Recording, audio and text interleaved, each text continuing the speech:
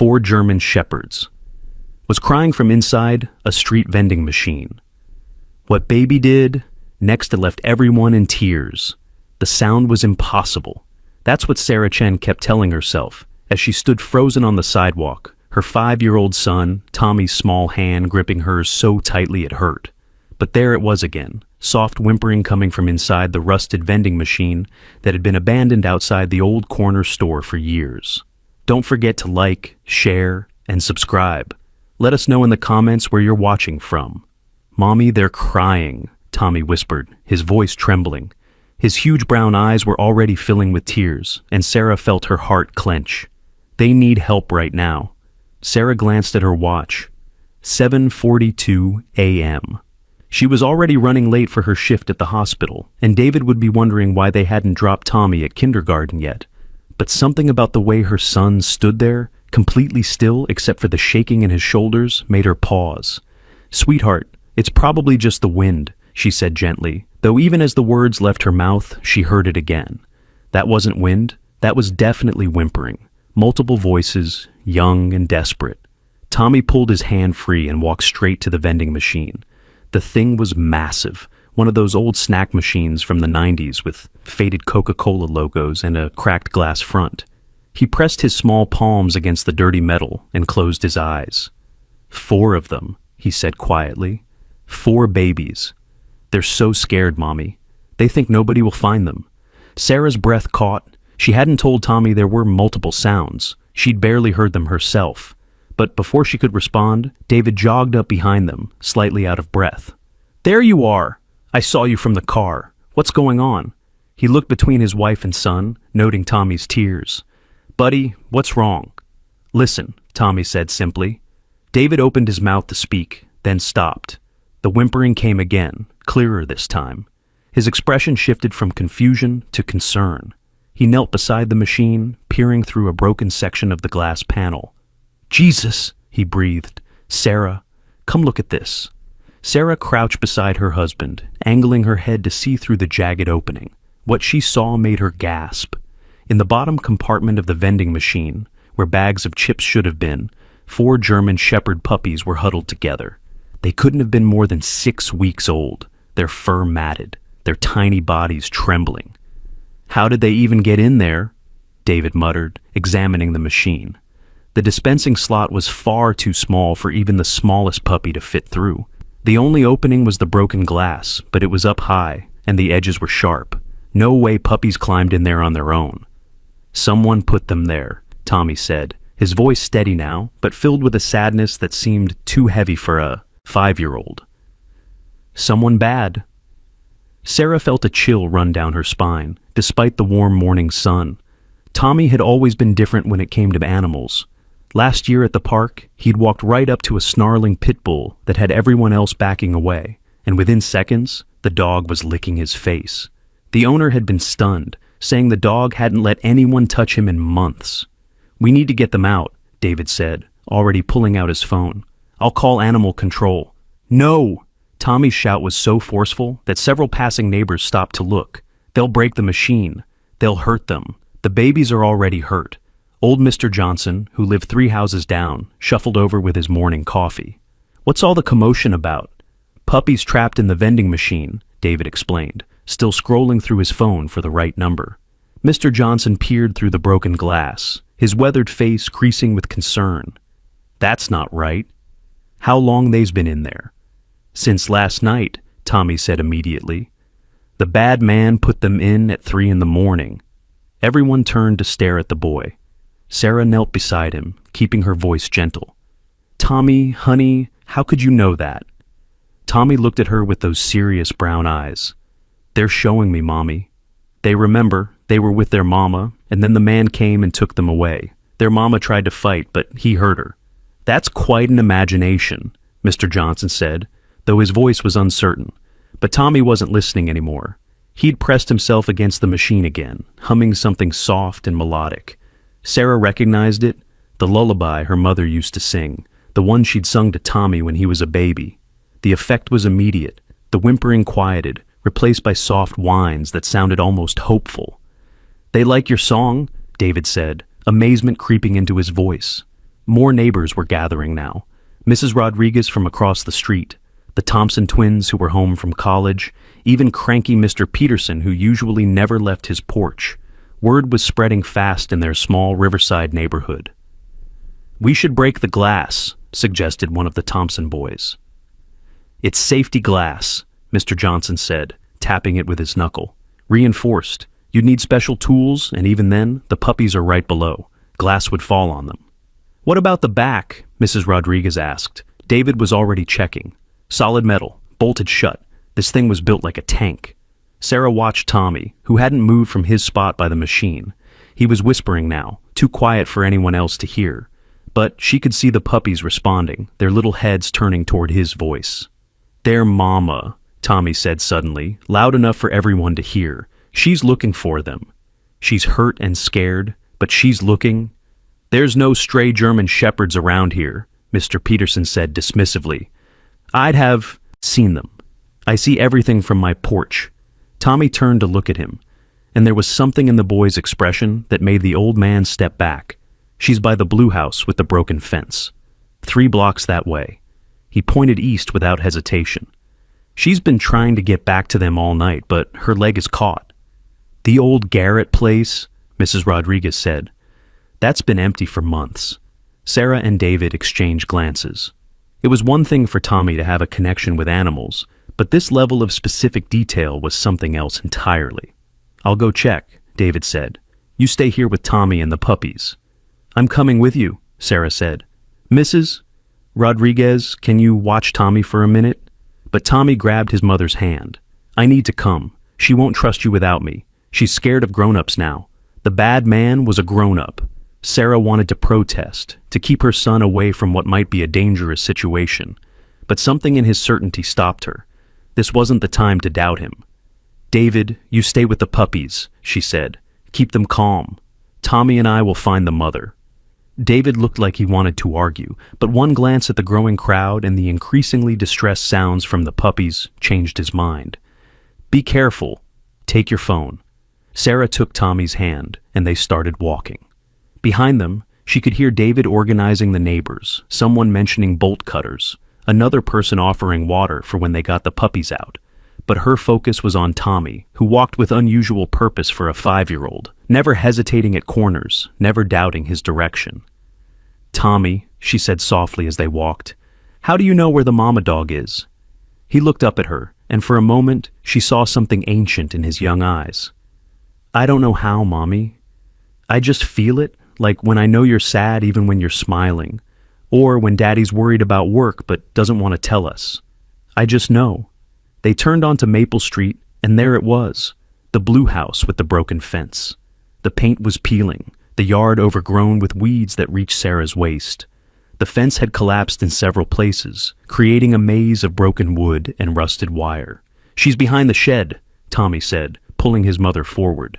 The shed was barely standing, its door hanging off one hinge. Sarah approached carefully, her nurse's training kicking in as she assessed for danger. That's when she heard it, a low, pained whine. "There," Tommy pointed. Behind the shed, partially hidden by overgrown bushes, was a German shepherd. She was beautiful despite her condition, a rich tan and black coat, intelligent amber eyes that tracked their movement. But her back leg was tangled in old fence wire, the metal cutting into her skin. She'd clearly been struggling for hours. The ground around her was torn up, and her leg was bloody. Sarah's first instinct was to rush forward and help, but Tommy held her back. "Let me," he said. Before Sarah could stop him, Tommy walked straight toward the injured dog. The German shepherd's ears went back, a low growl rumbling in her chest. "It's okay, Luna," Tommy said softly. Sarah's breath caught. "Tommy, how do you know her name?" But Tommy wasn't listening. He was humming again, that same lullaby, as he slowly approached the trapped dog. The growling stopped. Luna's ears came forward, her tail giving a single, tentative wag. "Your babies are safe," Tommy told her, kneeling just out of reach. "We found them. But you have to let my mommy help you so we can take you to them." Luna whined, a sound so full of desperate hope that Sarah felt tears prick her eyes. The dog looked from Tommy to Sarah and back again, then slowly, deliberately, lowered her head in submission. "Now, Mommy," Tommy said. She says it's okay now. Sarah moved forward carefully, her hand steady as she examined the wire around Luna's leg. It was wrapped tight, cutting off circulation. The leg was swollen and infected. "This is going to hurt," she warned, though she wasn't sure if she was talking to the dog or to Tommy. Luna never moved as Sarah worked, though she could see the pain in the dog's eyes. It took several minutes to carefully unwrap the wire, trying to cause as little additional damage as possible. When the last piece came free, Luna tried to stand and immediately collapsed. "She's too weak," Sarah said. "She needs a vet immediately." "We have to get her to her babies first," Tommy insisted. "She needs to know they're safe. She won't trust us otherwise." Sarah wanted to argue that medical care was more important, but something about the desperate look in Luna's eyes stopped her. This dog had been fighting to get back to her puppies despite serious injury. That kind of maternal drive wasn't something to dismiss. "Can you walk at all, girl?" Sarah asked softly. Luna struggled to her feet, managing to stand on 3 legs. She took a limping step forward, then another, her eyes fixed on Tommy. "She wants us to hurry," Tommy said. "She thinks the bad man might come back." They made their way slowly back to the vending machine, Luna hobbling beside them, stopping every few feet to rest. Sarah supported as much of the dog's weight as she could, but Luna was big, probably 70 pounds, and Sarah's back was screaming by the time they turned onto their street. The crowd had tripled in size, someone had set up a canopy for shade, and there were water bowls and blankets spread on the sidewalk. David was on his knees by the machine, his hand through the broken glass, letting the puppies lick his fingers. When Luna saw the vending machine, she let out a sound that was part bark, part howl, part sob. She pulled away from Sarah and limped as fast as she could toward it, her injured leg dragging behind her. "Mama's here!" Tommy called out, and the puppies went crazy inside the machine, their cries reaching a fever pitch. Luna reached the machine and stood on her hind legs, pressing her nose against the glass, whimpering and crying. The puppies were jumping, trying to reach her through the barrier. "We have to get them out now," David said, his voice thick with emotion. "The fire department's on the way," someone in the crowd said. 10 minutes out." "That's too long," Tommy said. He was standing very still, his eyes closed, his hand on Luna's back. "The smallest one is sick. He won't last 10 more minutes." Sarah knelt beside the machine, using her phone's flashlight to get a better look. Tommy was right. The smallest puppy was lying separately from the others, his breathing shallow and labored. "We need to get them out now," she said, her nurse's training overriding everything else. "That puppy's going into shock." "There's gotta be a key," Mr. Johnson said suddenly. "These old machines, the vendor always hid a spare key somewhere, in case the main one got lost." Everyone started searching, running their hands under the machine, checking every crevice and corner. Luna was frantic now, clawing at the glass despite her injured leg. "Bottom left corner," Tommy said suddenly, his eyes still closed. "Under the rust." "The man who used to fill the machine showed me once, a long time ago." David scrambled to the corner Tommy indicated, scraping away years of dirt and rust. His fingers found something, a small magnetic box. "Got it!" Inside was a key, rusty but intact. David inserted it into the lock, jiggling it when it stuck. The crowd held its breath. Luna had gone silent, watching with an intensity that was almost human. The lock clicked. David pulled the door open, and Luna pushed past him, somehow finding the strength to crawl into the bottom of the machine despite her injury. She immediately began licking her puppies, counting them with her nose, making sure each one was alive. "The small one first," Sarah said, reaching in carefully. Luna looked at her for a long moment, then deliberately nudged the smallest puppy toward Sarah's hands. The trust in that gesture was absolute. Sarah lifted the puppy out. He was tiny, maybe 3 pounds, his breathing barely visible. Without hesitation, she began rubbing his chest, stimulating his circulation. "Come on, little one," she whispered. Tommy appeared beside her, placing his small hand on the puppy's head. "His name is Brave," he said softly, "and he wants to live. He just needs help remembering how." Sarah continued working, using every trick she'd learned in her years as a nurse. The crowd had gone completely silent, everyone watching the tiny puppy in her hands. Then, a small whimper. Brave's eyes fluttered open, unfocused, but alive. A cheer went up from the crowd, but Sarah barely heard it. She was already reaching for the next puppy, David beside her, with blankets. The two of them working in the perfect synchronization that came from years of marriage and partnership. One by one, they lifted the puppies out. Each one was dehydrated and weak, but alive. Luna supervised every movement, sniffing each puppy as it emerged, giving it a quick lick of approval before allowing them to wrap it in blankets. 3 boys and a girl, David announced as they examined the puppies more closely. Someone had called a veterinarian and doctor. Rachel was already pushing through the crowd with her medical kit. She immediately began examining the puppies, setting up an IV for the smallest one. "They're severely dehydrated," she said, working quickly. "But they're fighters. With proper care, they should all recover." "What about Luna?" Tommy asked, his hand still resting on the mother dog's head. Dr. Rachel turned her attention to the German Shepherd, who was lying on her side now, her puppies nestled against her despite the hard concrete. The examination was quick but thorough.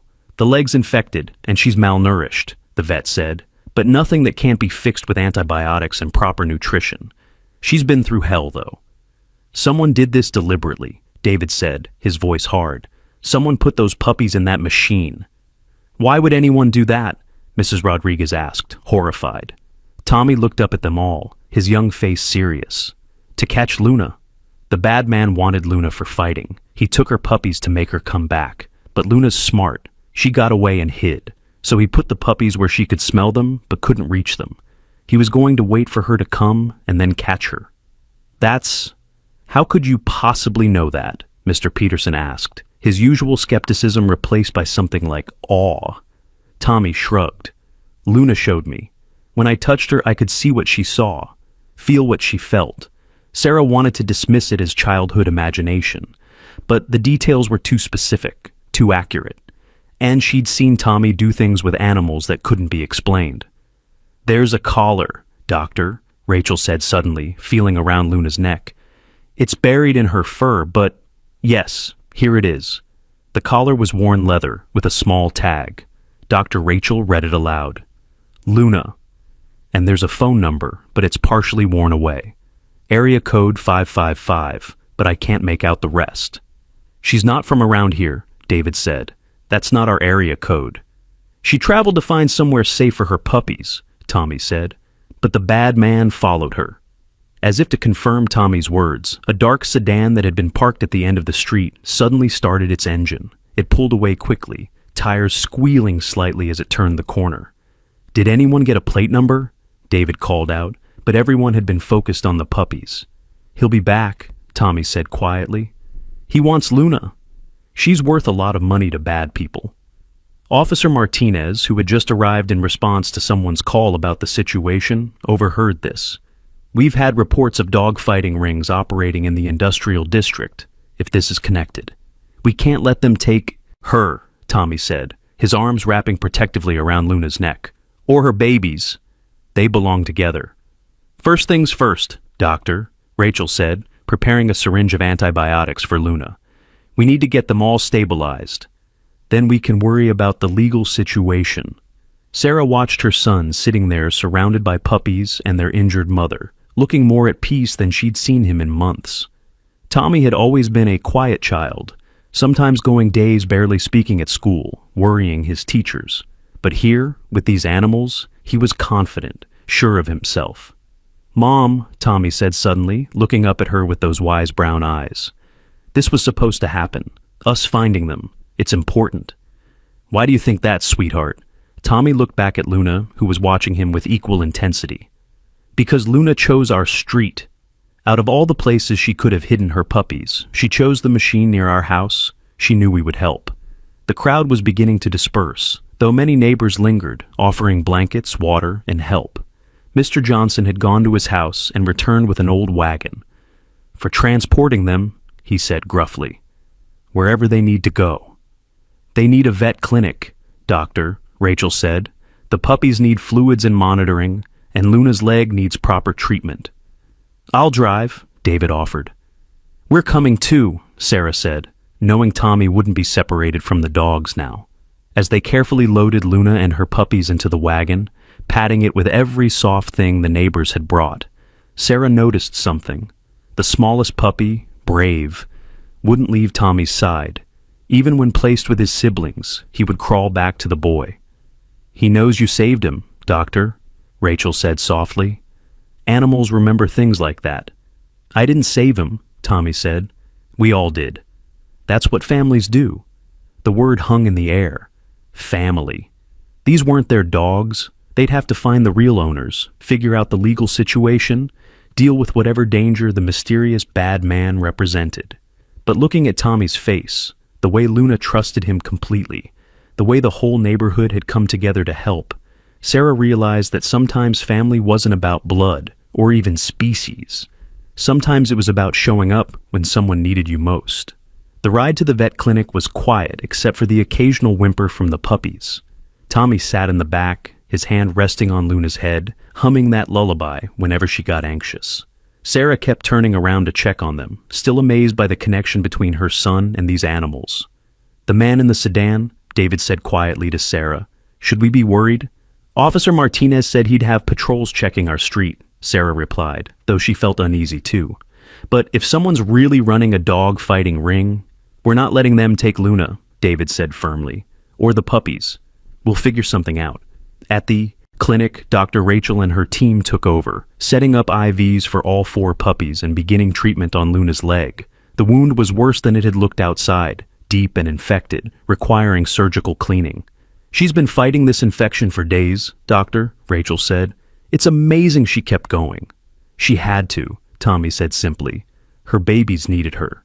While the medical team worked, Sarah stepped outside to call the hospital, explaining she'd be late. Her supervisor was understanding. Sarah never missed work, and the story of the rescued puppies had already spread through social media. Someone had filmed the rescue and posted it online. When she came back inside, she found David on his phone, looking concerned. "I've been calling the number on Luna's tag," he said. "The partial one. I tried different combinations and I finally got through to someone. Luna was stolen from a family 2 towns over, 3 weeks ago." Sarah's heart sank and lifted at the same time. Luna had a family who loved her, but that meant Tommy would have to say goodbye. "Did you tell them we found her?" "The number belongs to the family's old landline. They moved 6 months ago. The new residents gave me their cell number. I left a message." Tommy was sitting by Luna's recovery cage, his fingers through the bars, stroking her fur as she slept off the anesthesia. The puppies were in an incubator nearby, all 4 hooked to tiny IVs. "She was pregnant when they took her," Tommy said without looking up. "The family didn't even know. She had her puppies alone, scared, hiding in an old building. Then the bad man found her." "How do you—" David started, then stopped. They were past questioning how Tommy knew things. Sarah's phone rang. Unknown number. "Hello? Yes, this is Sarah Chen. You're Luna's family?" The voice on the other end was crying. Sarah stepped away to talk, but Tommy could still hear. "They can't take her," he whispered to Luna.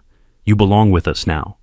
But even as he said it, he knew it wasn't that simple. Nothing ever was. The voice on the phone belonged to Maria Gonzalez, and she was sobbing so hard Sarah could barely understand her. "Luna? You really found Luna? Oh my God. We thought she was gone forever. My daughter hasn't stopped crying since she disappeared." Sarah's heart twisted. A child missing their dog. She looked at Tommy, still whispering to the sleeping German shepherd, and couldn't imagine how devastated he'd be if something happened to a pet he loved. "She's at the veterinary clinic on Oak Street," Sarah said gently. "She's been injured, but she's going to be okay. And there's something else you should know. She had puppies." There was silence on the other end, then a sharp intake of breath. "Puppies? But we had her spayed. Wait, no, we were scheduled to. But then she disappeared before the appointment." "Oh God, puppies? Are they okay?" "4 of them. They're all going to survive, though it was touch and go with the smallest one." "Can we come now?" "We're about an hour away. My husband just got home from work. We can leave immediately." Sarah hesitated, glancing at Tommy again.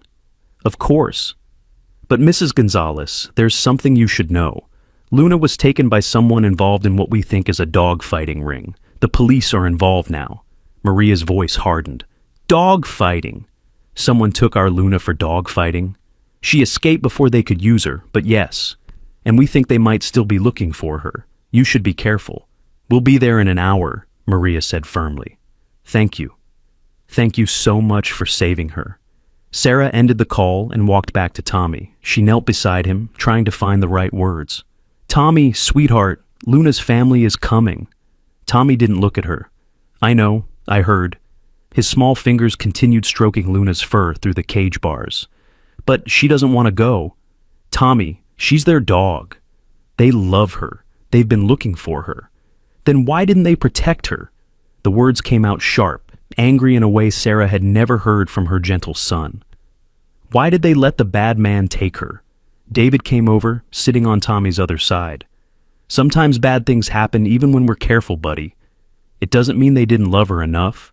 Tommy was quiet for a long moment, then said something that made both parents freeze. "The bad man is coming back tonight. He knows Luna is here." "How could he know that?" David asked, though he was already pulling out his phone to call Officer Martinez. "The same way I know things," Tommy said simply. "He's connected to the darkness. I'm connected to the light." Sarah felt a chill run down her spine. Her 5-year-old son shouldn't be saying things like that, shouldn't know things like that. But everything he'd known so far had been right. Dr. Rachel approached them, her expression serious. "I overheard some of that. If there's really a threat, we need to move Luna and the puppies somewhere safer. The clinic has good security, but it's not meant to stop determined criminals." "Our house," Tommy said immediately. "They need to come to our house." "Tommy, we can't," Sarah started. "Mom, please." Tommy turned to her, and there were tears streaming down his face. "Just until her family comes. 1 hour. Please. Something important is going to happen. I can feel it." David and Sarah exchanged looks. Their son had never asked for anything this desperately. "The puppies need continuous monitoring, Doctor," Rachel said slowly. "But I could set up a temporary station at your house. I was planning to stay with them all night anyway." "Then it's settled," David said, making the decision. "We take them home. Just for an hour until the Gonzalez family arrives." The next 30 minutes were a blur of activity. Dr. Rachel and her assistant loaded medical equipment into their van. Luna was carefully moved to a special transport crate, still groggy but aware enough to whine for her. Puppies. The 4 little ones were bundled into a portable incubator, that doctor. Rachel had rigged with battery power. Tommy never left Luna's side, his hand on her crate, whispering constantly. "It's okay. We're going somewhere safe. Your babies are coming too." The convoy of vehicles, David's car, Doctor, Rachel's van, and Officer Martinez's patrol car, made its way through the evening streets. The sun was setting, painting the sky in shades of orange and purple that reminded Sarah of bruises. When they pulled up to their house, Sarah noticed immediately that something was wrong. The front door was slightly open. "Stay in the car," Officer Martinez ordered, his hand moving to his weapon. "All of you." But Tommy was already unbuckling his seatbelt. "It's okay." "He's already gone?" He was looking for Luna's scent. Officer Martinez approached the house carefully, David insisting on going with him, despite Sarah's protests. They disappeared inside, and the longest 3 minutes of Sarah's life passed before David appeared in the doorway, waving them in. "Someone was definitely here," he said, his face grim, "but nothing's taken. Just disturbed." The living room had been searched, cushions pulled off the couch, drawers opened.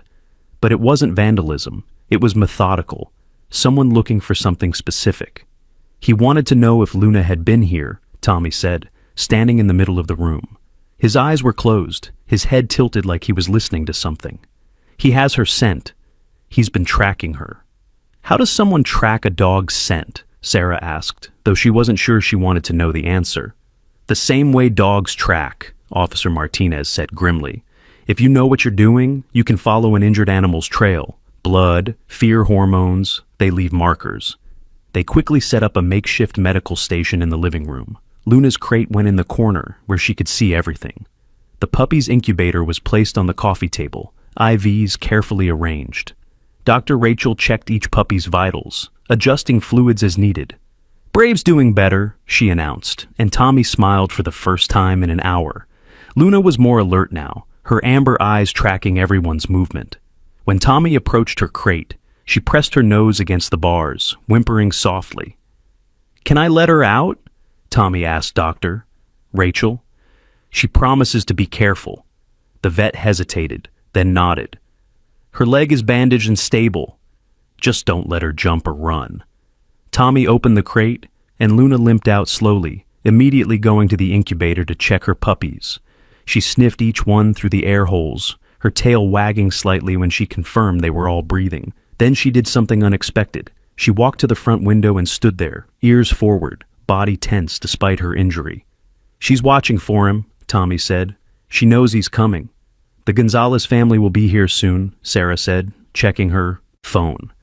20 minutes. He'll be here first, Tommy said with such certainty that Officer Martinez immediately called for backup. They waited in tense silence, the only sounds the beeping of the puppy's monitors and Luna's occasional low growl. The sun had fully set now, the street outside lit only by sporadic street lamps. Then Luna's growl deepened, becoming something primal and threatening. Her hackles rose despite her weakened state. A van pulled up across the street. Not the Gonzalez family. They'd said they drove a blue SUV. This was black, windowless, the kind of vehicle that screamed danger. Everyone away from the windows, Officer Martinez ordered, drawing his weapon. But Tommy walked straight to the door. Tommy, no! Sarah lunged for him, but he was already turning the deadbolt, opening the door. A man stood on their porch, tall, thin, with cold eyes and a face that looked like it had been carved from stone. He wore dark clothes and gloves despite the warm evening. You have something that belongs to me, the man said, his voice flat, emotionless. Luna doesn't belong to anyone, Tommy said, and Sarah was amazed that his voice didn't shake. She's not property? The man's lips curved in something that wasn't quite a smile. Brave little boy. But that dog cost me a lot of money. She's a champion bloodline. Her puppies will be worth thousands to the right buyers. You mean for fighting, Tommy said, for making other dogs hurt each other. It's a business, the man said, taking a step forward. That's when Luna acted. Despite her injured leg, despite having given birth just weeks ago, despite being weak from infection and blood loss, she launched herself at the door, placing herself between Tommy and the man. Her teeth were bared, a snarl ripping from her throat that made everyone, including the intruder, step back. You can try to take her, Tommy said, his small hand resting on Luna's back, but she'll die fighting you, and everyone here will witness it. Officer Martinez already called for backup. They'll be here in 2 minutes. The man's eyes flicked to the patrol car in the driveway, to Officer Martinez visible through the window with his weapon drawn, to the neighbors starting to emerge from their houses at the commotion. This isn't over, he said quietly. That dog is worth more than you understand. You're wrong, Tommy said. I understand exactly what she's worth. She's worth everything to the family that loves her. She's worth 4 puppies who wouldn't exist without her. She's worth teaching people that love is stronger than cruelty. Sirens wailed in the distance, getting closer. The man's jaw clenched. Without another word, he turned and walked back to his van, driving away just as 2 more patrol cars turned onto the street. Luna collapsed the moment he was gone, her strength finally giving out. Tommy caught her head, cradling it in his lap as doctor. Rachel rushed over with her medical kit. She tore her stitches, the vet said, working quickly. The effort was too much. Blood was seeping through the bandage on Luna's leg, but her tail was still wagging weakly as she looked up at Tommy. You did it, Tommy whispered to her. You protected us just like you protected your babies. A blue SUV pulled up outside, and a family tumbled out. A man, a woman, and a girl about 8 years old who was already crying. They rushed to the door, which was still standing open. Luna? The little girl called out, and Luna's head shot up, her whole body trembling. Sophia! Maria Gonzalez cried, trying to hold her daughter back. Be careful, she's hurt. But Sophia was already on the floor beside Luna, her arms around the dog's neck, sobbing into her fur. Luna was crying too, in the way dogs do, whimpering and licking the girl's face over and over. Tommy stepped back, and Sarah saw something break in his expression. He'd known this moment was coming, but watching it was different. You saved her, Sophia said, looking up at Tommy with eyes that were red from crying. You saved my Luna. Tommy nodded, unable to speak. Sarah wrapped her arms around him, feeling him tremble. And puppies? Maria Gonzalez was saying, looking at the incubator in amazement. She had puppies? 4, David said. They're all gonna make it, though it was close with the smallest one. Mr. Gonzalez, Carlos, he introduced himself, was examining the room, taking in the medical equipment, the signs of forced entry. Officer Martinez, still on the phone, coordinating the search for the van. What happened here? He asked. All of this for our dog? Sarah explained everything while Dr. Rachel continued working on Luna's leg, with Sophia holding the dog's head and whispering to her in Spanish. Tommy had retreated to the corner, watching the puppies in their incubator, his face unreadable. Dog fighting, Carlos said, his voice hard. They took our Luna for dog fighting? She escaped before they could use her, Officer Martinez said, but she was pregnant, gave birth while on the run, and then they used her puppies as bait to try to recapture her. Monster, Maria spat. What kind of person does that? The kind who sees animals as property, not living beings, Sarah said, watching her son. Tommy had his hand in the incubator now, gently stroking Brave, the smallest puppy. This one almost didn't make it, Tommy said quietly. But he's a fighter. Like his mama, Sophia looked over at him. You saved them all? Tommy shook his head. Everyone helped. The whole neighborhood. But you found them, Sophia insisted. Mom, the news story said a little boy knew the puppies were in the machine. That was you, wasn't it? Tommy nodded reluctantly. Sophia left Luna's side and walked over to him. She was taller than Tommy, older, but she looked at him with something like awe. How did you know? Tommy glanced at his parents, then back at Sophia. I just feel things sometimes, with animals. I knew they were scared and needed help. Luna was trying to get back to them when that man hurt her, Sophia said, tears starting again. She must have been so scared. She was brave, Tommy said firmly. She fought for them. She found a safe place to hide them, even when she was hurt and scared. She's the bravest dog I ever met. Sophia smiled through her tears. She is, isn't she? She looked back at her parents. What about the puppies? They're Luna's babies. Maria and Carlos exchanged glances. We can't keep 5 dogs, mija, Carlos said gently. We don't have the space or the money. But they're family, Sophia protested, the same words Tommy had used earlier. Dr. Rachel spoke up from where she was finishing Luna's new bandage. The puppies will need homes once they're weaned and healthy. Probably another 3 weeks of care before they can be adopted. We could help, Sarah heard herself say. Everyone turned to look at her.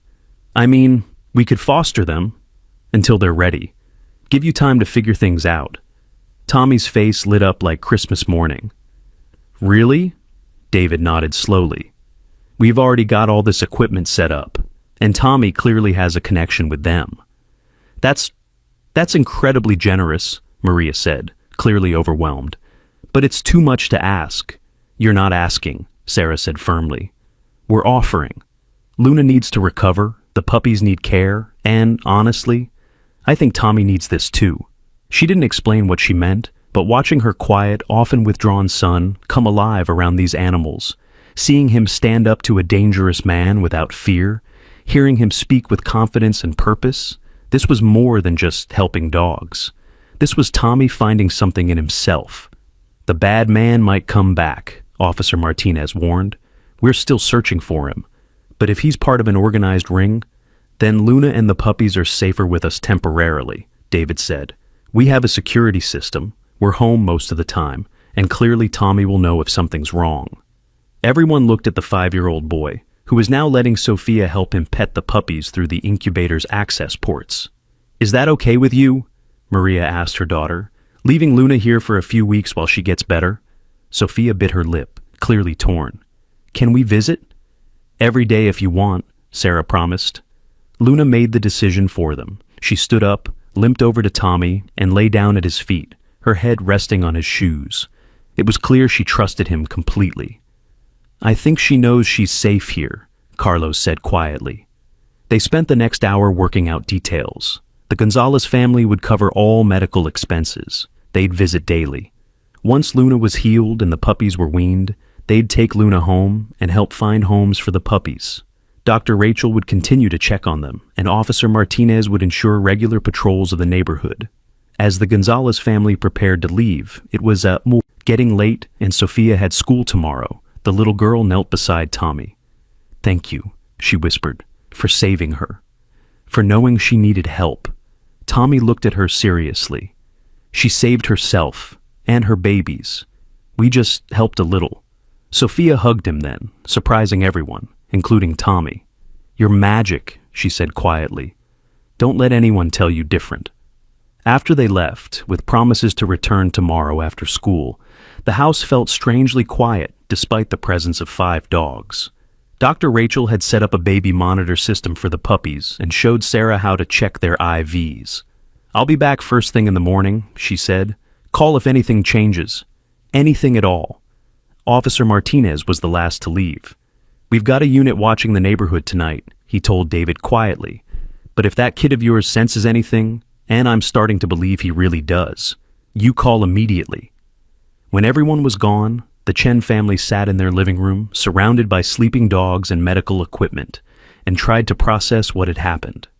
"Our normal Tuesday turned into this," David said, gesturing at the controlled chaos around them. "Tommy," Sarah said, "how do you really know things? About the animals?" Tommy was lying on the floor beside Luna, his head pillowed on her side, careful of her bandages. "I don't know how to explain it," he said. "It's like, you know how when you're sad, your chest hurts? Even though nothing's actually wrong with your chest?" Sarah nodded.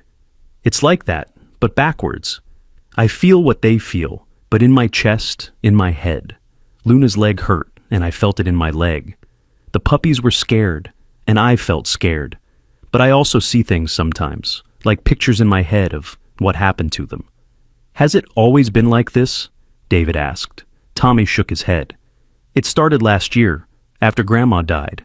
Sarah's breath caught. Her mother had passed away 13 months ago, and Tommy had been very close to her. He'd become even quieter after her death, more withdrawn. "Grandma told me something before she went to heaven," Tommy continued, his voice getting sleepy.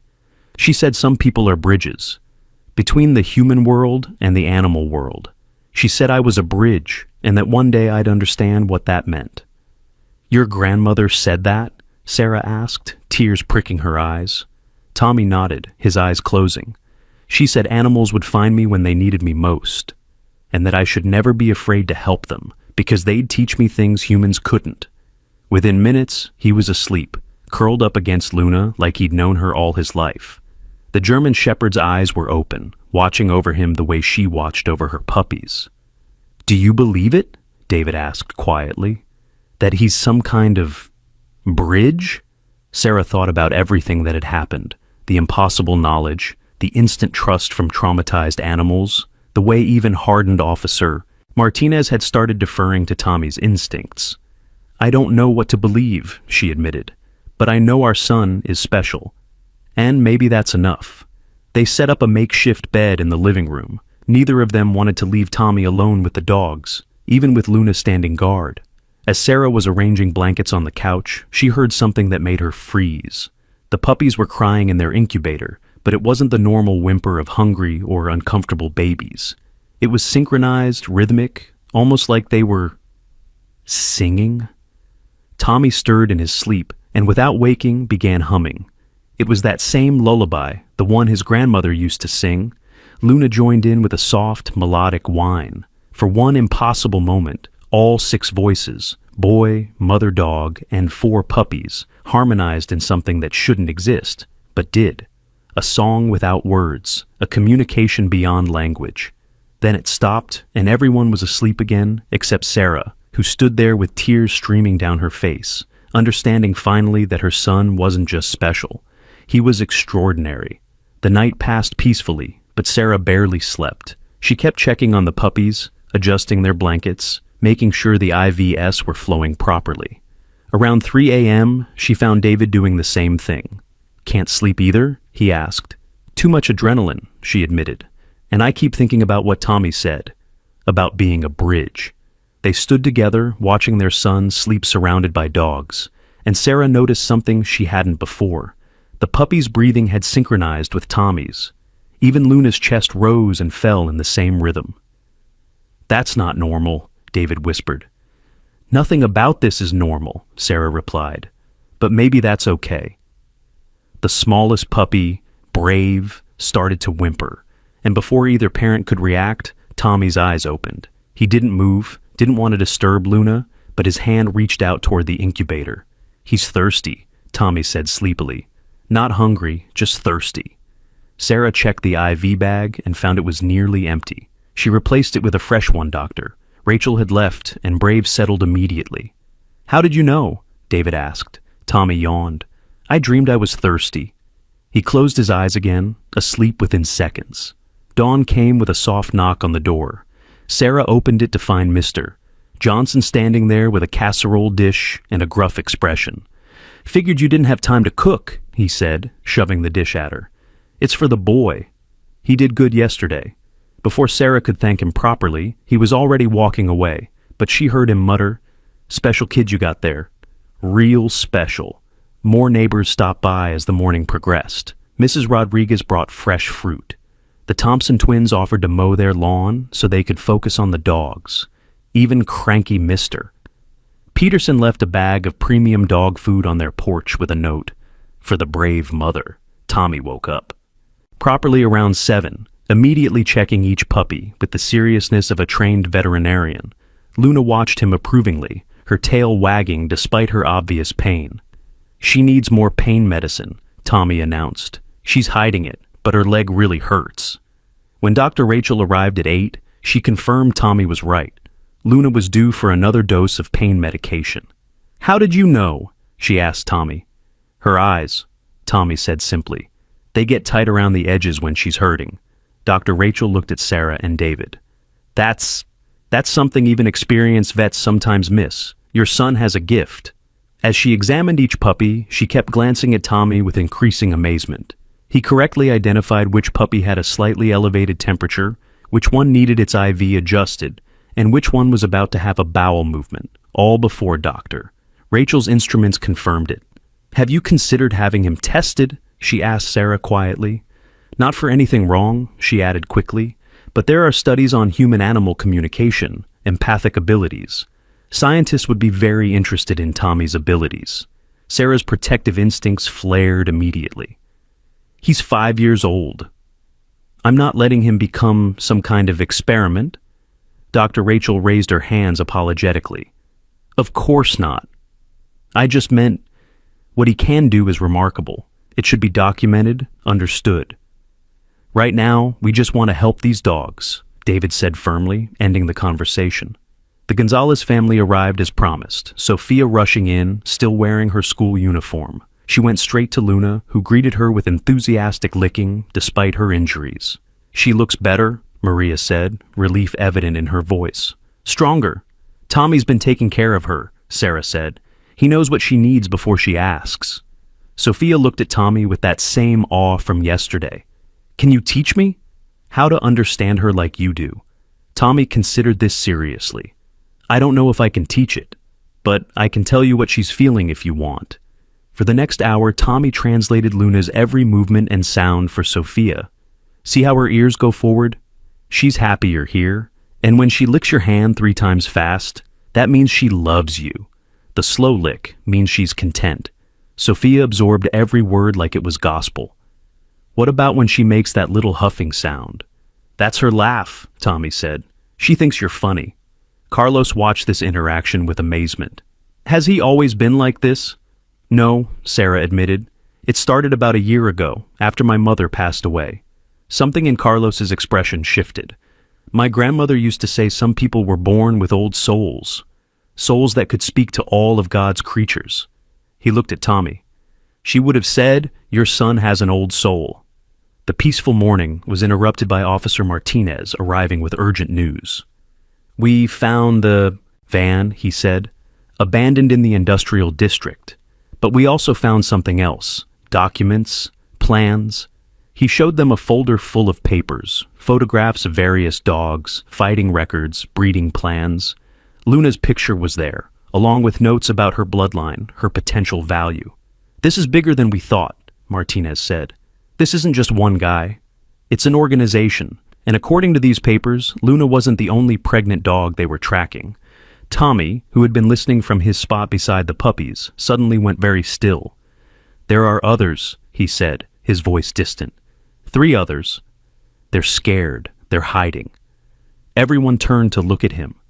"Tommy," Officer Martinez said carefully, "do you know where they are?" Tommy closed his eyes, his hand resting on Luna's head. For a long moment he was silent. Then, "The old factory, near the river. There's a yellow building with broken windows. They're in the basement.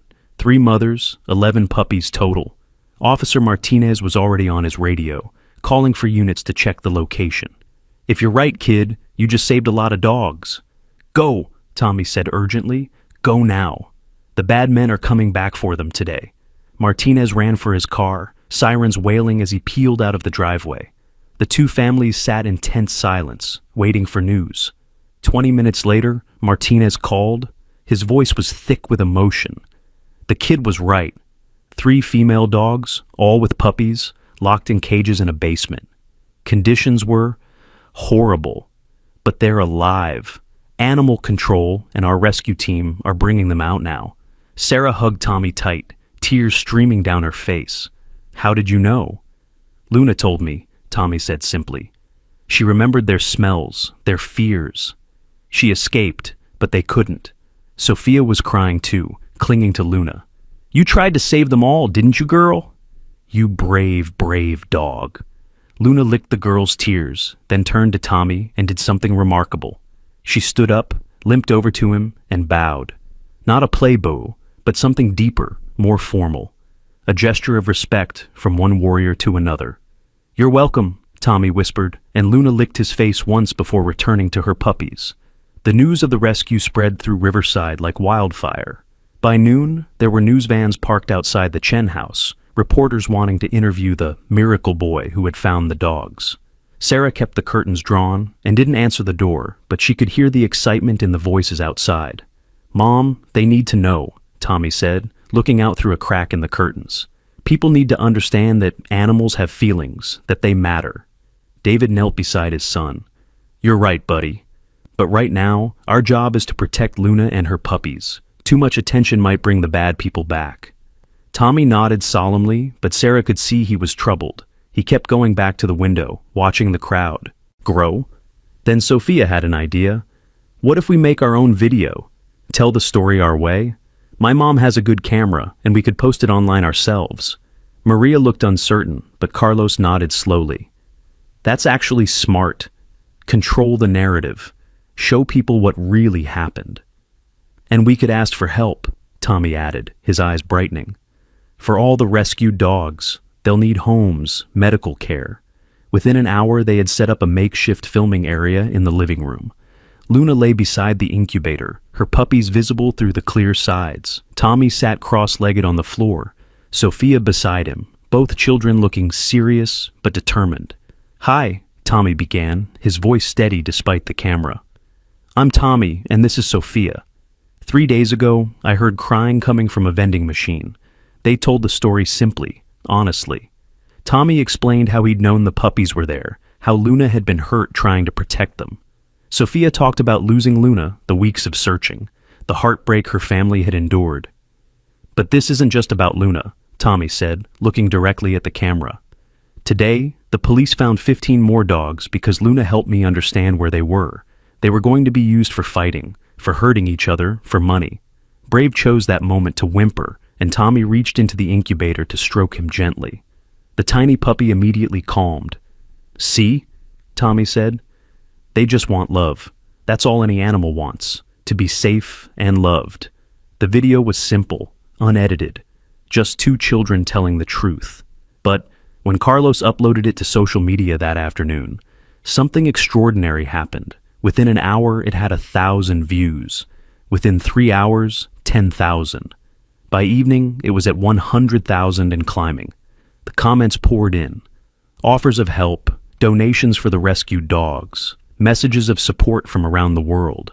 Someone created a GoFundMe page that raised $5,000 in the first hour. But more importantly, tips started coming in. People reporting suspicious activities, possible fighting rings, dogs that had gone missing. Officer Martinez had to bring in extra help just to follow up on all the leads. "You did this," he told Tommy that evening, showing him a photo on his phone. "This dog was rescued an hour ago because someone saw your video and reported weird noises from their neighbor's garage." Tommy smiled, but it was tired. He'd been up since dawn, caring for the puppies, and the emotional weight of the day was showing. "He needs rest," Sarah said, noticing her son swaying slightly. "I can't sleep yet," Tommy protested. "Something's going to happen tonight. Something important." Everyone had learned to trust Tommy's instincts by now. David double-checked all the locks. Officer Martinez arranged for an unmarked car to watch the house. The Gonzalez family decided to stay, not wanting to leave Luna if there was danger. As darkness fell, Tommy became increasingly agitated. He kept checking on each puppy, whispering to Luna, looking out the windows. "What is it, sweetheart?" Sarah asked, worry gnawing at her. "He's coming," Tommy said. "Not the bad man from before. Someone worse. The boss." Officer Martinez immediately called for backup, but Tommy shook his head. "Not yet. He needs to come. It's the only way to stop all of it." "Tommy, that's dangerous," David started. "Trust me," Tommy said, and despite his age, despite the absurdity of taking tactical advice from a 5-year-old, they did. At exactly 10 p.m., a black SUV pulled up outside. A man got out, older, well-dressed, looking nothing like the thug who had threatened them before. He walked up to the door and knocked politely. "Let me handle this," Officer Martinez said, his hand on his weapon. But Tommy was already opening the door. The man looked down at him with cold eyes. "You're the boy from the video, the one who cost me a great deal of money. You're Mr. Blackwood," Tommy said, and everyone behind him gasped. Robert Blackwood was a prominent businessman in the city, owner of several companies. No one had suspected he was involved in dogfighting. Blackwood's expression flickered with surprise. "How do you—" "Never mind. I'm here to make you an offer. The dogs you helped rescue, I'll pay for all their medical care. Find them all good homes. In exchange, you stop talking about this misunderstanding." "It's not a misunderstanding," Tommy said clearly. "You hurt animals for money. You make them fight until they die. You're a monster." Blackwood's face darkened. "Careful, boy. I have very good lawyers. And I have this," Tommy said, pulling something from his pocket. It was a small USB drive. "Your man, the one who threatened us, he dropped this when Luna scared him away.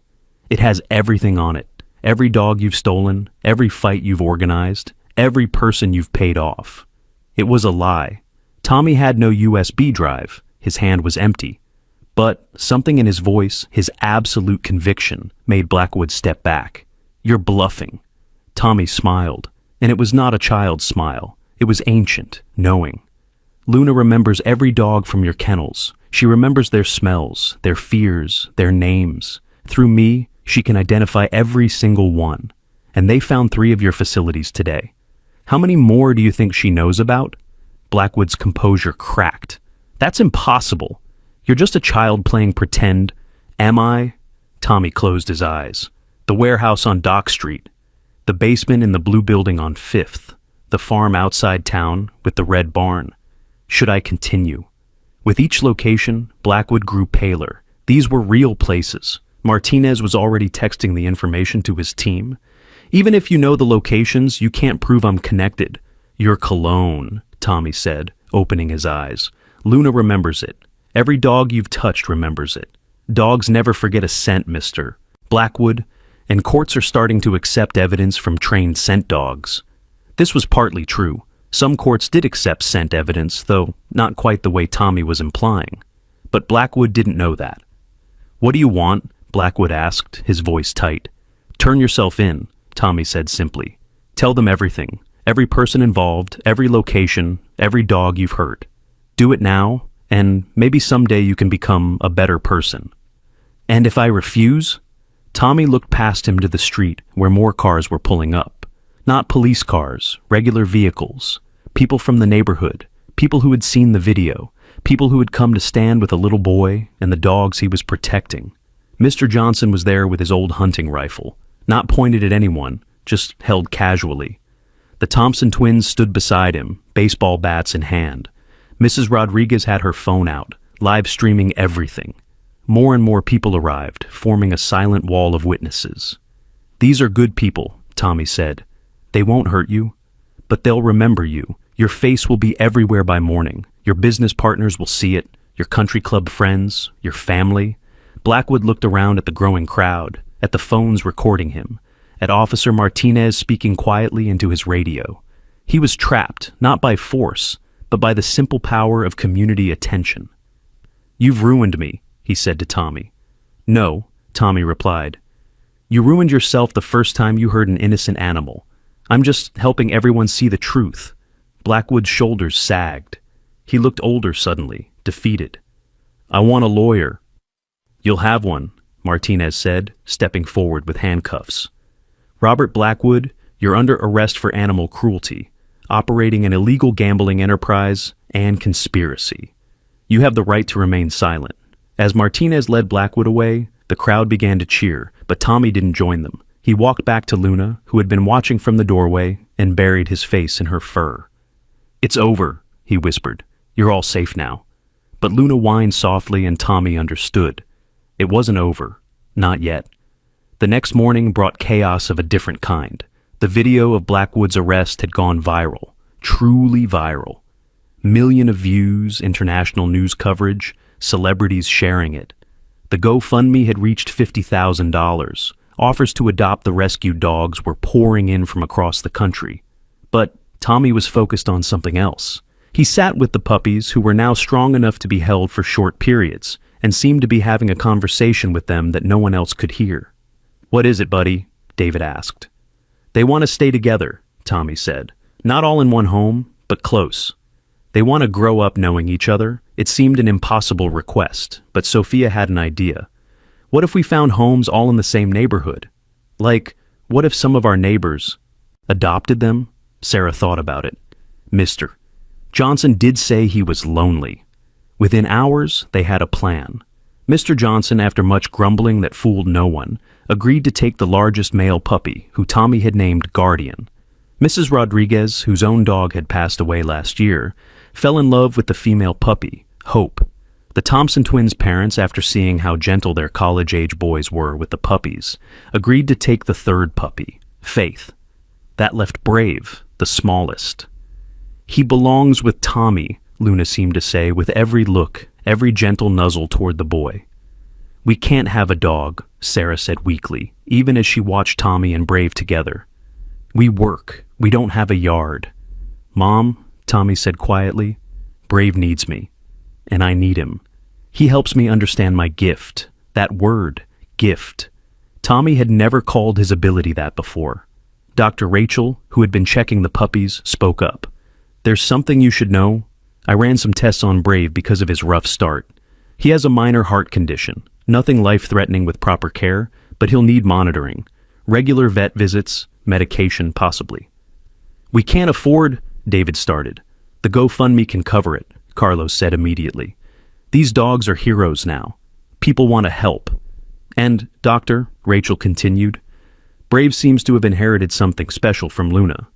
His awareness, his intelligence, it's remarkable. He and Tommy have a connection I've never seen before between a human and a dog." Sarah looked at her son, holding the tiny puppy who had almost died, who had fought to live, who even now was looking at Tommy with complete trust and love. "Okay," she whispered, and Tommy's joy was so bright it seemed to light up the whole room. The day Luna went home was bittersweet. She was fully healed, her coat glossy again, her eyes bright. She knew she was going home. Tommy had been preparing her for days, explaining that Sophia needed her, that her real family was waiting. "But you're family too now," Sophia said to Tommy, as they loaded Luna into the car. "All of you. Luna has 2 families now." They had worked out a visitation schedule. The puppies would have regular play dates. Luna would visit Brave. The 2 families would share holidays, birthdays, the big and small moments that make up a life. As the Gonzalez car pulled away, Luna looking back through the window, Brave whimpered in Tommy's arms. "She'll be back," Tommy assured him. She promised. 3 months passed. The puppies grew rapidly, transforming from tiny, helpless creatures into gangly, energetic young dogs. True to the plan, they saw each other almost daily. Mr. Johnson brought Guardian over every morning for puppy coffee. The dogs would play while the humans talked. Mrs. Rodriguez hosted afternoon gatherings in her yard. The Thompson twins taught all 4 puppies to play fetch together. Brave was the smallest, but the smartest. He learned commands not just in English, but in the sign language Tommy taught him. He could sense Tommy's moods, his needs, before Tommy himself was aware of them. The day Tommy started first grade, Brave walked him to school, wearing a special vest. Dr. Rachel had helped them acquire. Emotional support animal in training, it read.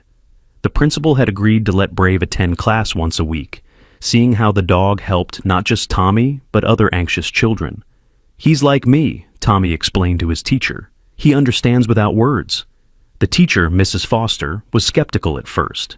Then she watched Brave automatically go to a crying child, rest his head on their lap. She saw him alert Tommy when another student was about to have a meltdown, giving Tommy time to offer help. She observed the way the entire class calmed when Brave was present. "He's remarkable," she told Sarah at a parent conference. "They both are." The story could have ended there. A happy ending with rescued dogs and lessons learned. But life had one more twist in store.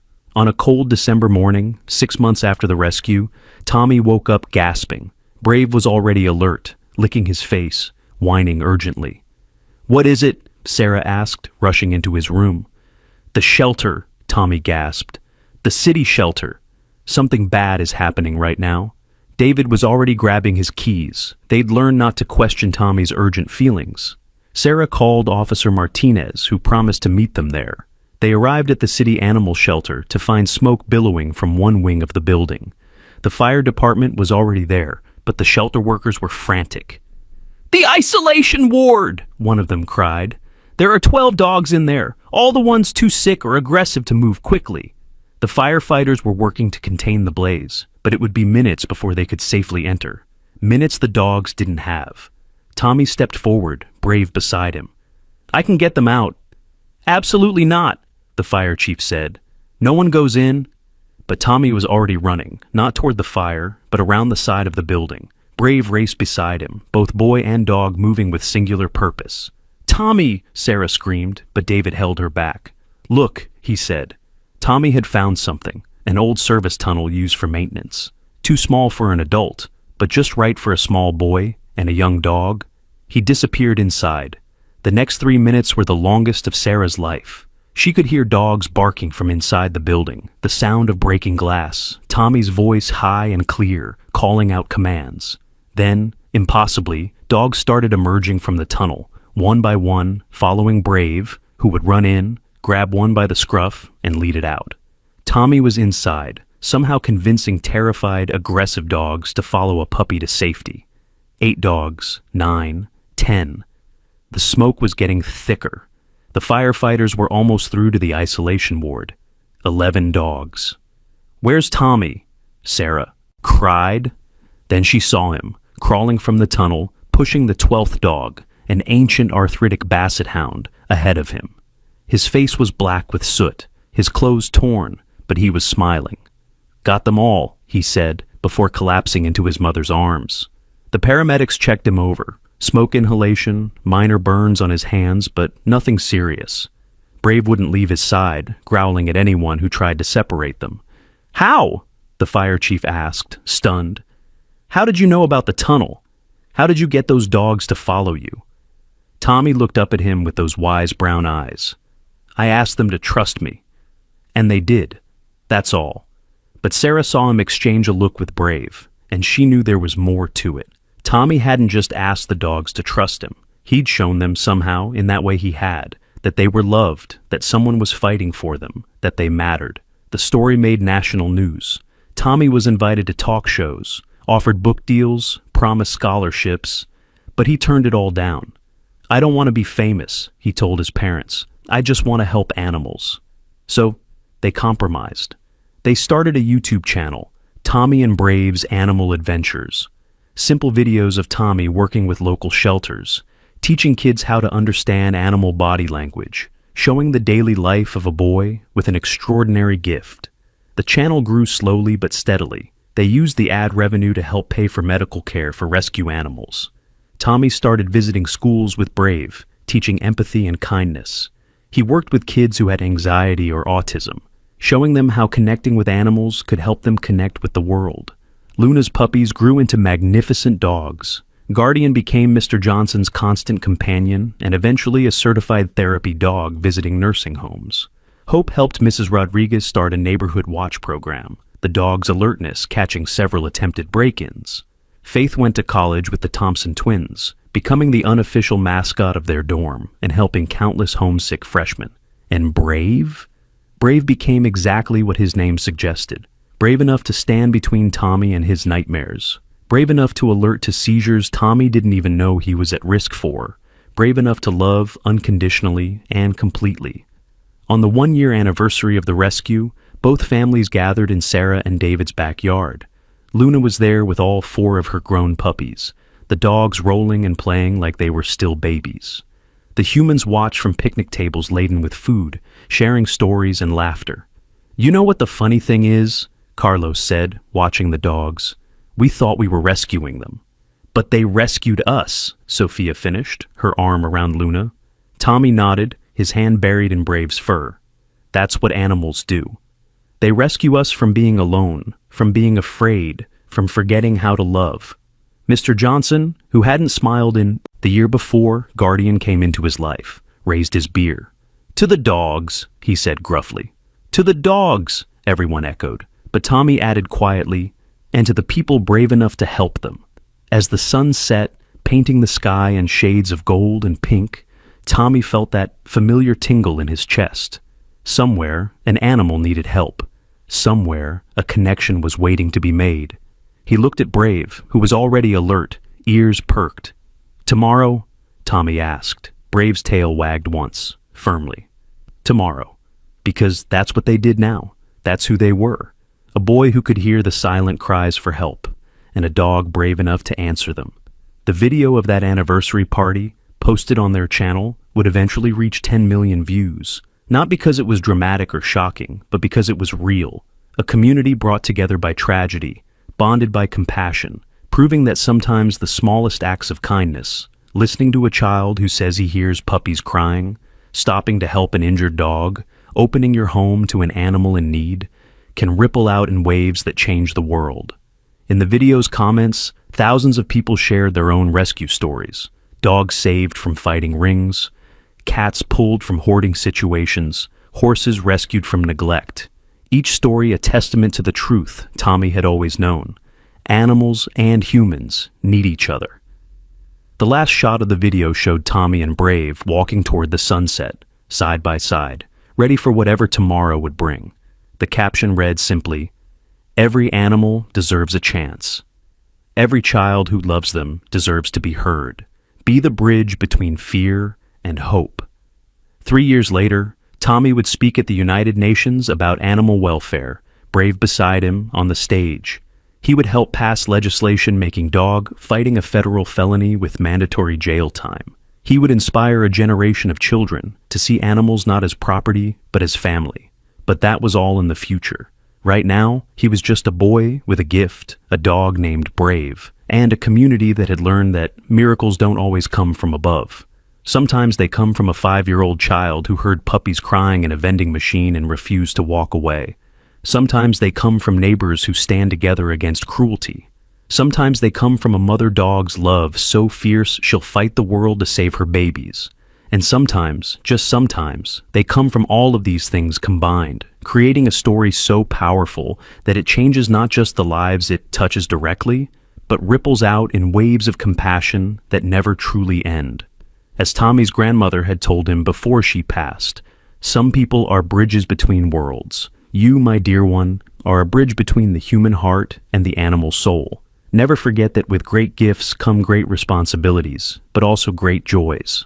Looking at Brave, at Luna and her puppies, at the community that had become family, Tommy understood what she meant. He was a bridge, and he would spend his life helping others cross it, one rescue at a time. The Chen House became known as the Safe House among animal rescue networks. Not officially, Sarah and David both still worked full-time, and they couldn't take in every animal, but somehow, the ones who needed Tommy most found their way there. Like the cat who appeared on their doorstep with her single kitten, both suffering from a rare neurological condition that made other shelters want to euthanize them. Tommy and Brave worked with them for months, teaching the kitten to walk despite its wobble, showing the mother that her baby was perfect just as it was. They found them a home with a pediatric physical therapist who said the cats taught her more about resilience than any textbook, or the parakeet someone left in a box by their mailbox, its wings clipped so severely it would never fly. Tommy taught it to sing, not just chirp, but actually sing melodies. The bird now lived with a music teacher who swore it helped her students find their voices. Each rescue added to their story, their legend, their impact. But Tommy never forgot that it all started with Luna and her puppies. Every night before bed, he would look at the photo on his nightstand. Him, Brave, Luna, and her 4 puppies, taken that first week when everything was uncertain and dangerous and miraculous. "Thank you," he would whisper, though he was never quite sure who he was thanking. Luna? His grandmother? The universe that had given him this gift? Maybe all of them. Brave would always respond the same way. A gentle lick on Tommy's hand, a soft sigh as he settled for sleep, and the absolute certainty that tomorrow they would help someone else. Because that's what bridges do. They help others cross from darkness to light, from fear to love, from alone to family. One rescue at a time, one miracle at a time, one love at a time. Don't forget to like, share, comment, and subscribe. Tell us your own rescue story in the comments below. Together, we can be the bridge between hope and help for animals everywhere.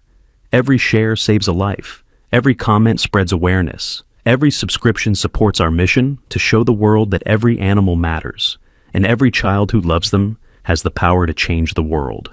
Thank you for being part of this journey. Until next time, this is Tommy and Brave, reminding you to listen with your heart. You never know who might be calling for help.